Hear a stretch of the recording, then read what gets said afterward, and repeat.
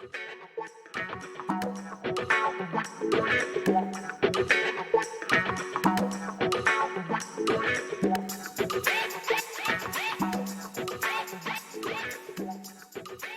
it's actually good afternoon at the moment here, so welcome again to my edition of The Naked Truth.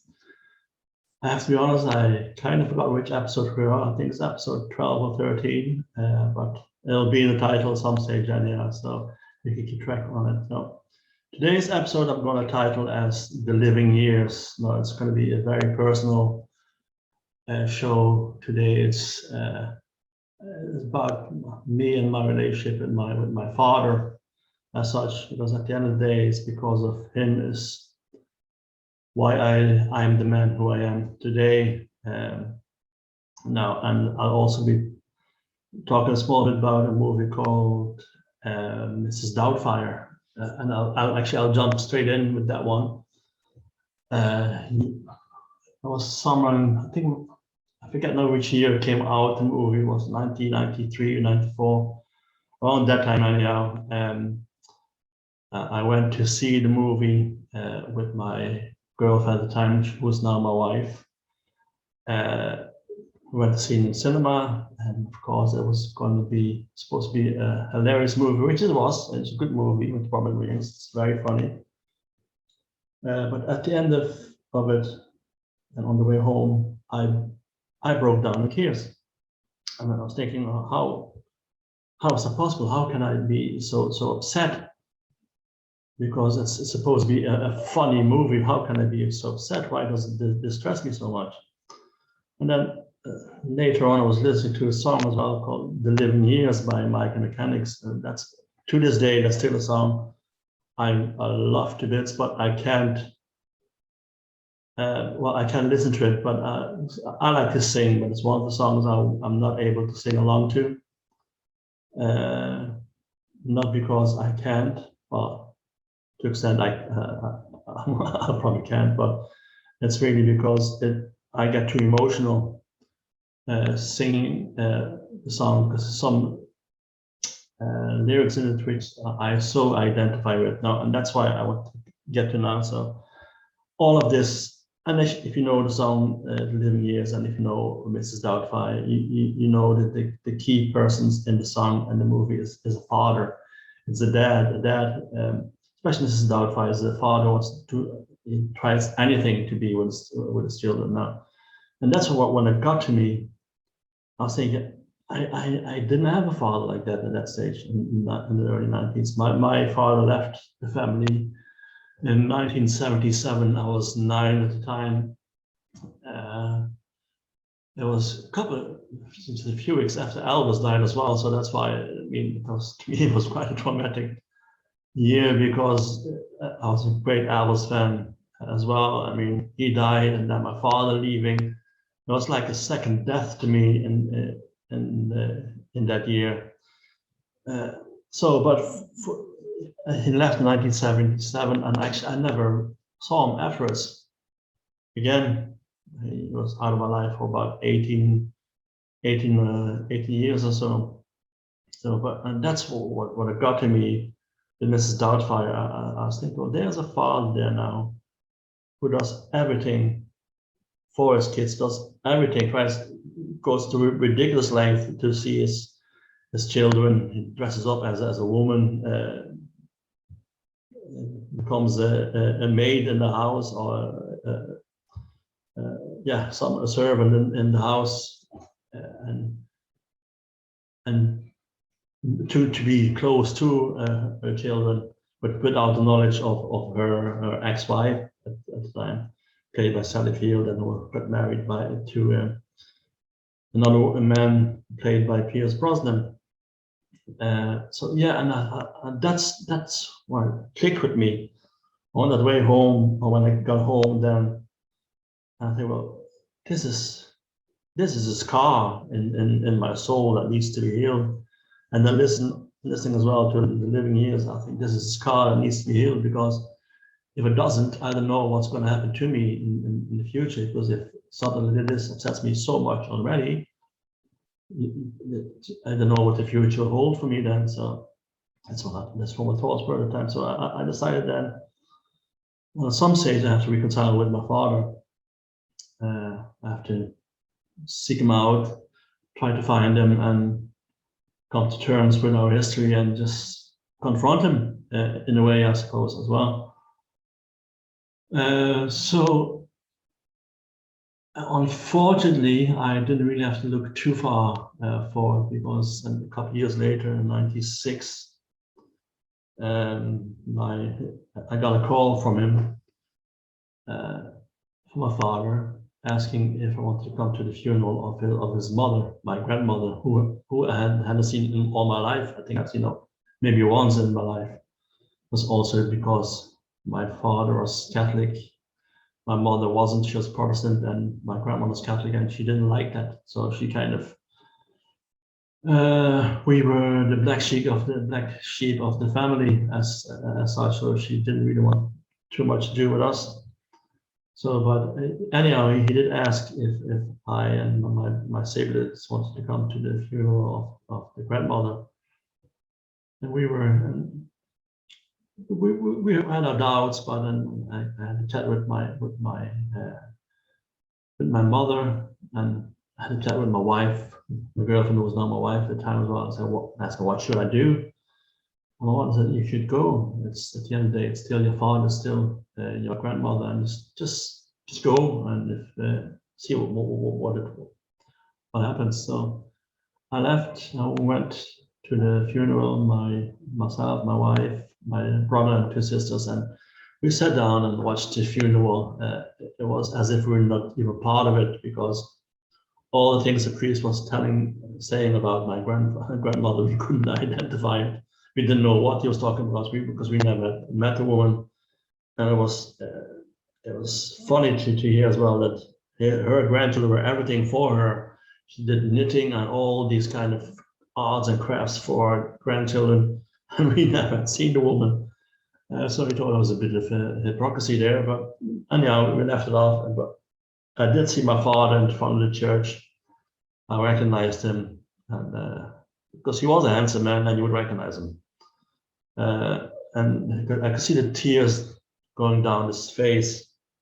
And after the funeral, he came to us and thanked us for being there. It was just a kind of informal chat between us, as if I had gone to a funeral of a stranger or a neighbor or whatever, not a family member. So, but we said our goodbyes, and then unfortunately, 2 weeks after my grandfather and my grandmother died, my own mother died suddenly, which broke my heart, which collapsed my world, really. I was filled with grief, but having said that, we went to church, we went to the funeral, and after the funeral, there was my father. He didn't actually come into the church, he stayed in the lobby of the building, but he was there. And when we came out, he was there holding out his arms, giving us all a hug. And at that stage, I was thinking, well, this is the point now where we have to decide, tell him to go away and never come back again, or do I tell him, listen, we take it from here and we'll see where we go, where we get. So I didn't tell him, but I went home and pondered on that decision. And unfortunately, a few more things happened then afterwards. So I injured my back, was hospitalized for a while. My father then came to visit me in my apartment, and that's where we started having a chat, open conversation. Even when he called at the door, he asked me, can I come in? And I said, well, come in and see. Well, actually, it's my wife who left him in.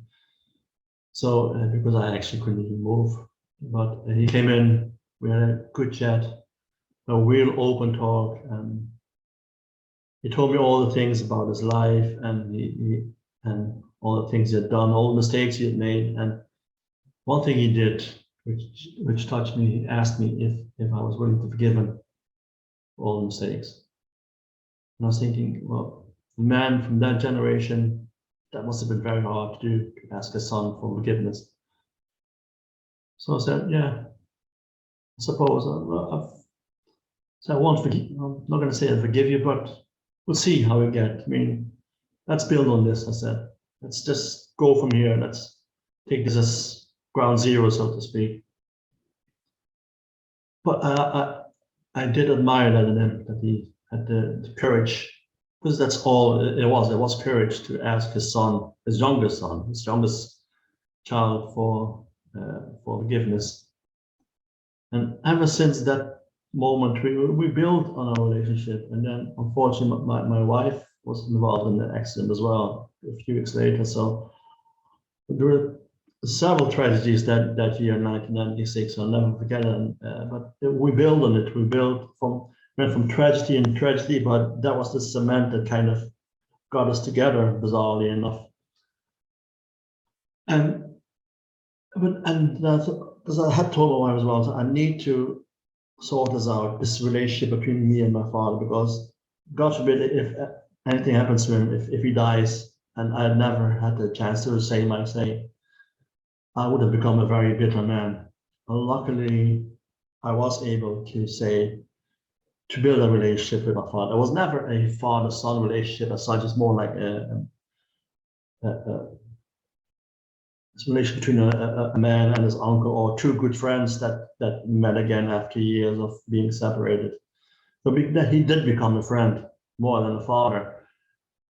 And we worked on that. We worked hard on our relationship. And unfortunately, I then moved 2 years, about a year and a half later, I moved to Ireland. But that didn't stop us for still building that relationship, because at the time, technology was kind of picking up as well. So phone calls and whatever, and the flights were cheap as well. So it was back and forth. So we were able to build a relationship, and we built on that again. And it just grew and grew.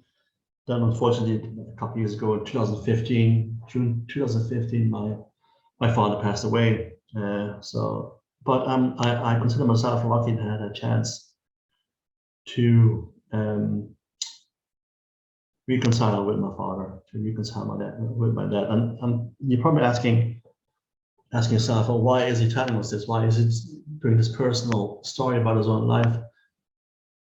There's a good reason for this, because I know there's more people out there who have similar situations, and they don't know what to do.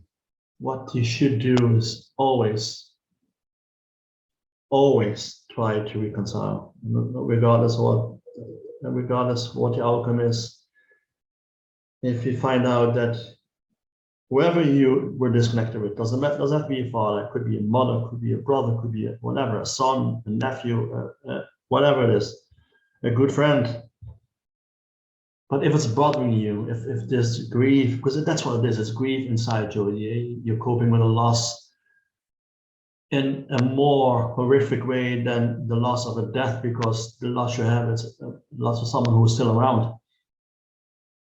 And if you can't cope with that, and then that loss of someone who's still around turns into a loss of someone who's gone, and you're not able to have your say, even have your argument, be angry with the person, be whatever it is to clear the air, do it. And this, as it says in the Song of Living Years, it says as well, like, I wish I could have told him in the living years.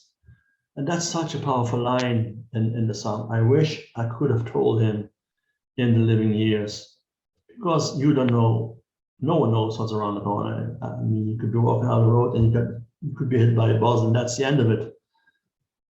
So if you're out there and you're feeling, well, what should I do? I have this broken relationship with someone, wherever it is, take that first step and go and try to reconcile. And if you find out that this person is an a-hole or whatever, it is a really nasty person, fair enough, just cut the ties, but you've done your bit. There's no need for you to become bitter for anything, but you've done your bit, and it's up to the other person then to deal with that. As my father did with me, he came to me, he took the first step, and I think that was a brave thing to do for him. He took, first step towards me, Yeah, actually, no, he did the first step to the whole family as well by calling us for the funeral of his mother. So he took that first step to say, listen, I was wrong. I made a mistake. Can we move on from here? Can we just not forget, but deal with the past in a constructive way and deal with it so it doesn't have to become a burden to us, that we don't become bitter from it. And that's what he did. And that's what makes him a hero in my eyes. And some people say you should never meet your heroes. I'm glad I did that I did meet my heroes. I met my mother, who was my all-time biggest hero, and my father, who comes a close second.